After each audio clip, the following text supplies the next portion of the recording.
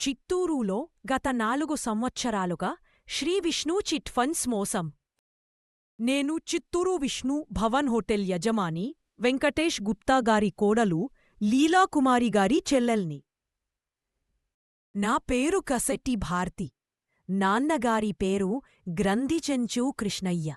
ఆయన చిత్తూరులో ఉన్న శ్రీవిష్ణు చిట్ ఫండ్స్లో సుమారు 2 కోట్ల రూపాయల చెక్సిదేశారు.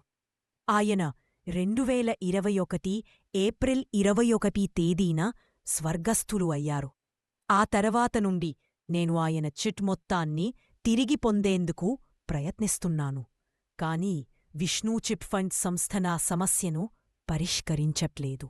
నేను నాన్నగారి చిట్స్ డబ్బులు తీసుకోవడానికి ప్రయత్నించినప్పుడల్లా శరవణ మరియు సకల మోహన్ గుప్తా, ఆ సంస్థకి చెందిన 11 మంది డైరెక్టర్లలో 2 వారు నాపై వివిధ పోలీస్ కేసులు పెట్టి నన్ను బెదిరిస్తున్నారు.